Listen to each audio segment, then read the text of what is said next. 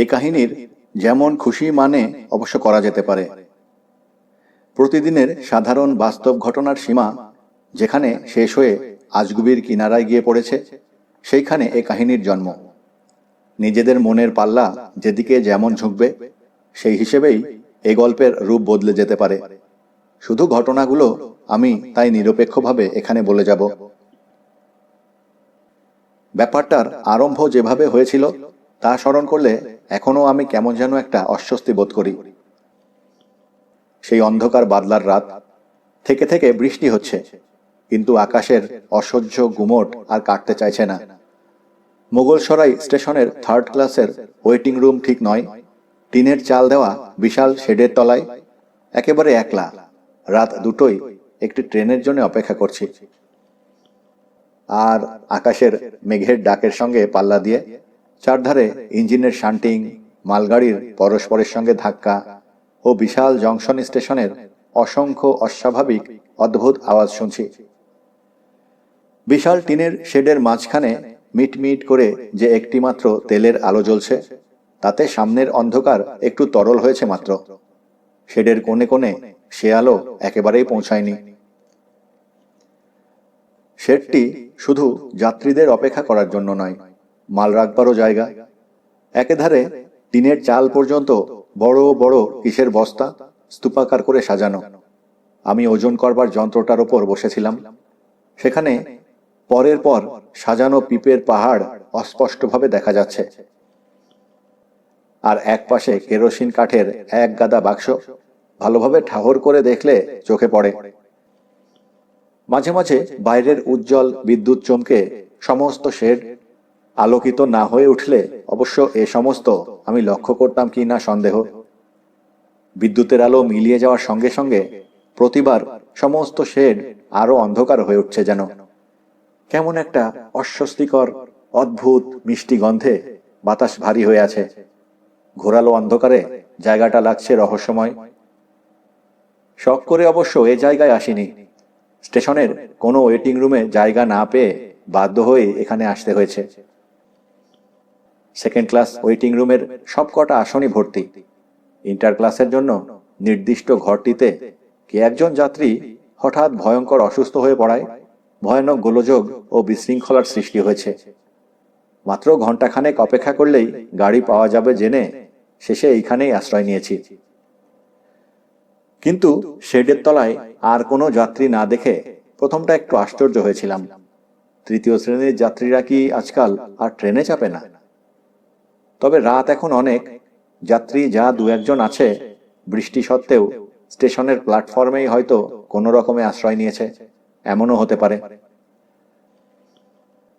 নির্জন শেডের ছমছমে অন্ধকারে বসে থাকতে থাকতে মনে হচ্ছিল আমারও প্ল্যাটফর্মে কোনো রকম একটা আশ্রয় খোঁজাই ভালো ছিল। হাত ঘড়িটার উজ্জ্বল ডায়ালের দিকে তাকিয়ে দেখলাম সবে 1টা বেজেছে। আরও 1 ঘন্টা এই শেডের তলায় কাটাতে হবে জেনে মনটা বিশেষ প্রসন্ন হয়ে উঠল না। ভয় কাতুরে আমি মোটেই নই। অত বড় জংশন স্টেশনের যাত্রী নিবাসে বসে ভয় পাওয়ার কথাও নয় কোনো।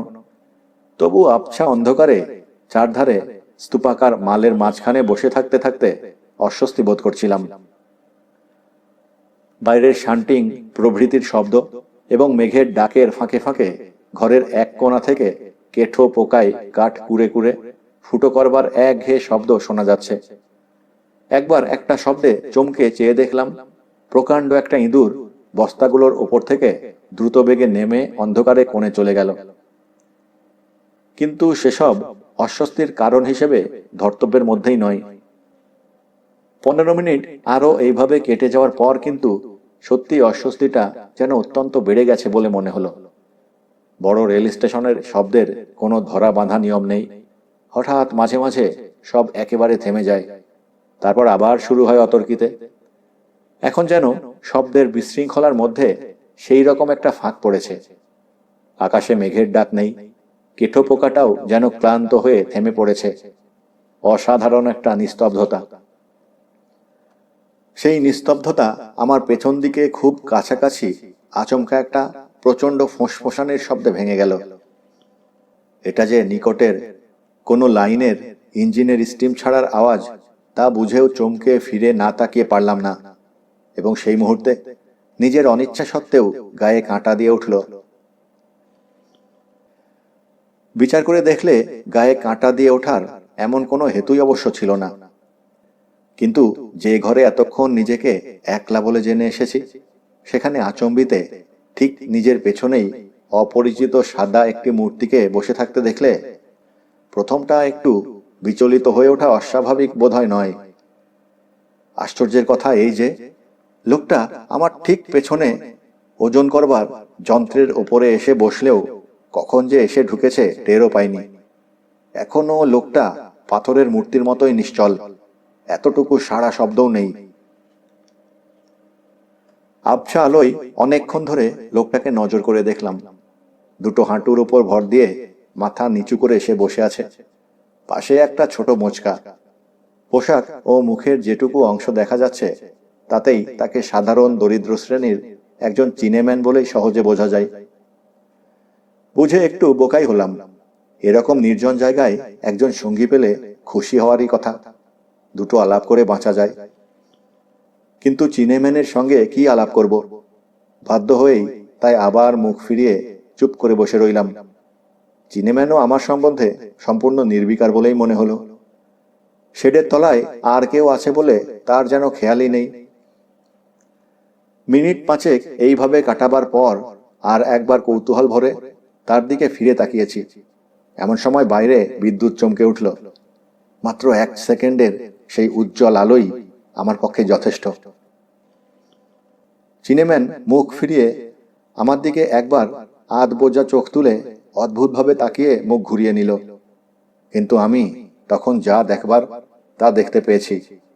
লোকটার গালের বাঁ ধারে একটা লম্বা কাটা দাগ, আর বাঁ ভুরুর কোণ থেকে কানের ধার অবধি টাটকা ও জমাট রক্তের সঙ্গে মিশে সেটা দগদগে ঘা হয়ে আছে।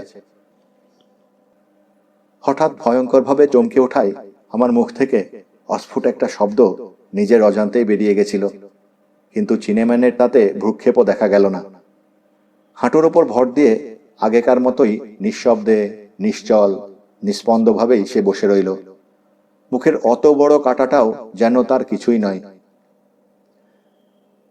এবারে রীতিমতো অস্থির হয়ে উঠলাম। এরকম অদ্ভুত সঙ্গীর সঙ্গে এই নির্জনে বসে থাকার মতো মনের জোর সত্যিই হারিয়েছি। বাইরে বৃষ্টি আবার জোরে পড়তে শুরু করেছে। তা সত্ত্বেও উঠে প্ল্যাটফর্মেই চলে যাব ঠিক করলাম। সঙ্গে ছোট সুটকেসটা তুলে নিয়ে উঠতে যাচ্ছি, এমন সময় বাইরে অনেক লোকের গোলমাল শোনা গেল। গোলমালটা এই দিকেই আসছে। দেখতে দেখতে কয়েকটা টর্চের আলো শেডের ভেতর এসে পড়ল। তারপরেই কয়েকজন রেলওয়ে পুলিশ ও কর্মচারীর আবির্ভাব ঘটল। টর্চের উজ্জ্বল আলো আমার দিকে ফেলে হিন্দুস্তানি দারোগা সাহেব একটু যেন বিস্মিতভাবে এগিয়ে এলেন। আপনি আপনি কতক্ষণ আছেন এখানে? অবাক হয়ে বললাম। তা প্রায় 1.5 ঘন্টা। 1.5 ঘন্টা? আপনি কি একলাই আছেন? একলা না। আমার কথা শেষ করতে না দিয়েই দারোগা সাহেব উৎসুকভাবে বললেন, আর কে ছিল এখানে? চীনেম্যান? একজন চীনেম্যানকে দেখেছেন? পেছনে আঙুল দেখিয়ে বললাম, ওই তো। কিন্তু বলার সঙ্গে সঙ্গে পেছন ফিরে তাকিয়ে একেবারে স্তম্ভিত হয়ে গেলাম। কোথায় সে চীনেম্যান? দারোগা বাবু আমার মুখের ভাব লক্ষ্য করে কৌতূহল ভরে বললেন, আপনার পেছনেই ছিল নাকি?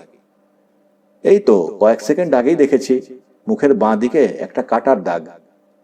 পুলিশেরা সবাই মুখ চাওয়াচাওয়ি করছিল। দারোগা বাবু বললেন, হ্যাঁ ঠিক দেখেছেন, কিন্তু কয়েক সেকেন্ড আগে কি বলছেন? সে বেরিয়ে যায়নি এখান থেকে? আমার জ্ঞান তো নয়। শেডের মধ্যে স্তূপাকার মালের পেছনে কোন জায়গায় চীনম্যান লুকিয়ে থাকতে পারে মনে করে পুলিশ তারপর তন্ন তন্ন করে খোঁজার আর কিছু বাকি রাখল না। কিন্তু কোনো চিহ্নই তার পাওয়া গেল না।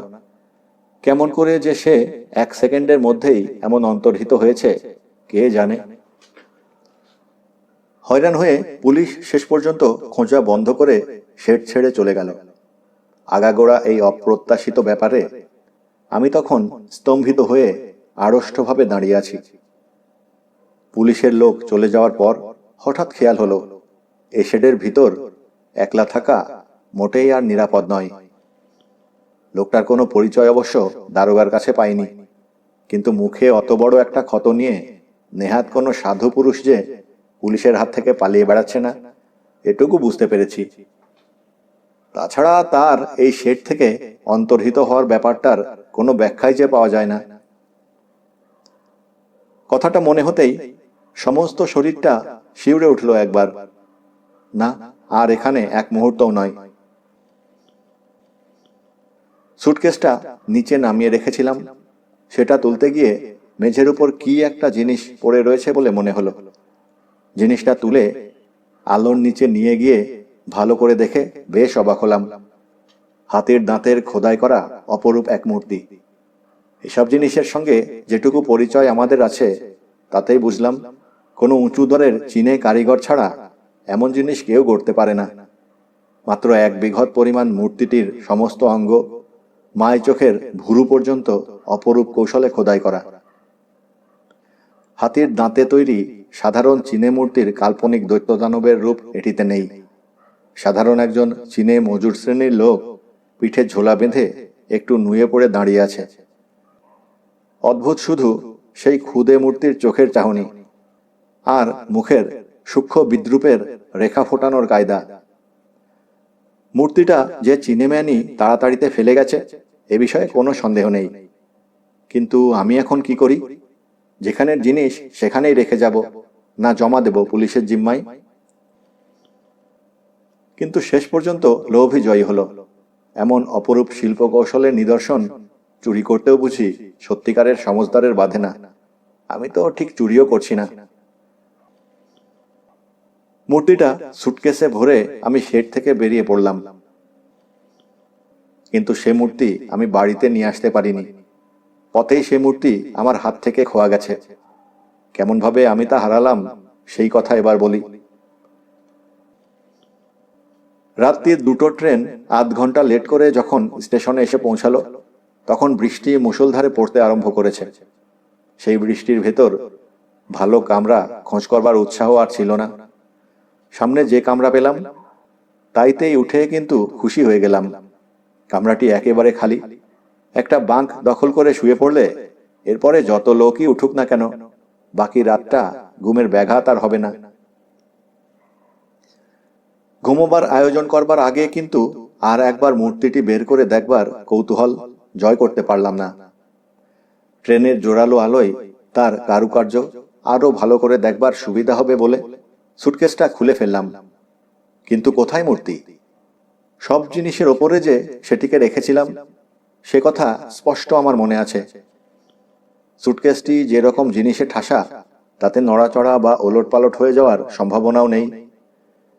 তবুও সন্দেহ ভঞ্জনের জন্য উপরের কাপড় চোপড়গুলো এক এক করে তুলে ফেললাম। দেখলাম সে মূর্তিটা আছে ঠিক, কিন্তু এভাবে সিল্কের রুমালটায় জড়িয়ে সেটাকে সুটকেসের তলায় রেখেছি বলে কোনো মতেই স্মরণ করতে পারলাম না। অবশ্য তখন মাথার অবস্থা আমার খুব ভালো ছিল না। হয়তো বিমূঢ়তার মধ্যে এইভাবেই রেখে থাকবো মনে করে সিল্কের রুমাল খুলে সেটা বের করলাম। ট্রেনের জোরালো আলোয় তার অপূর্ব কারুকার্য সত্যি আরো স্পষ্ট হয়ে উঠল। কিন্তু একটা খুঁতো সেই সঙ্গে দেখতে পেয়ে মনটা খারাপ হয়ে গেল। শেডের ম্লান আলোয় এই খুঁতটুকু ধরা পড়েনি। চিনেম্যানের হাত থেকে অসাবধানে মেঝেই পড়বার সময়েই বোধহয় মূর্তিটির মুখের বাঁ ধারে একটু চিড় খেয়ে গেছে। সামান্য একটু সূক্ষ্ম দাগ মাত্র, কিন্তু এমন মূল্যবান জিনিসের এইটুকু খুঁত থাকলেও মন ক্ষুণ্ণ হয়। সযত্নে মূর্তিটিকে আবার সিল্কের রুমালে জড়িয়ে সুটকেসের ভেতর তুলে রাখলাম। তারপর সুটকেসটি মাথার কাছে রেখে পুলিশের ফেরারি আসামি সাধারণ একজন চিনেম্যানের হাতে এমন দামি জিনিস কেমন করে এসে পড়েছিল ভাবতে ভাবতে কখন যে ঘুমিয়ে পড়েছি জানি না।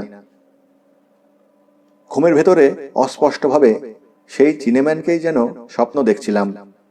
আমার মাথার কাছে দাঁড়িয়ে অজানা ভাষায় সে যেন কি বলে আমায় শাসাচ্ছে। হঠাৎ আমার মাথাটা ধরে সজোরে সে ঝাঁকুনি দিল। ঘুমটা সহসা ভেঙে গেল। সভয়ে চোখ খুলে তাকিয়ে দেখি চিনেম্যান নয়, একজন ভদ্রলোক আমার গায়ে ঠেলা দিয়ে জাগাচ্ছেন। বিমূঢ়ভাবে উঠে পড়লাম। ট্রেন একটা স্টেশনে এসে থেমেছে। বাইরে কুলি ও যাত্রীদের হাঁক ডাক শোনা যাচ্ছে। এতক্ষণে ভদ্রলোকের কথায় আমার কান গেল।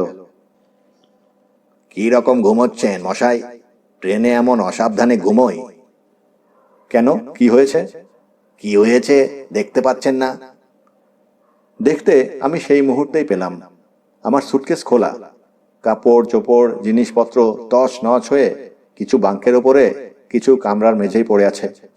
টাকা কড়ি ছিল নিশ্চয়ই, দেখুন কি গেছে।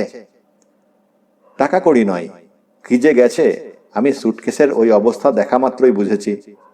তবু দুরাশা করে সমস্ত কামরায় ছড়ানো জিনিসপত্র ও সুটকেস তন্ন তন্ন করে খুঁজে দেখলাম। না, সে মূর্তিটা ছাড়া আর সব জিনিসই ঠিকঠাক আছে। ভদ্রলোক আমার মুখ দেখে সহানুভূতির স্বরে বললেন, খুব বেশি কিছু ছিল বুঝি? স্টেশন মাস্টারকে খবর দিন এক্ষুনি।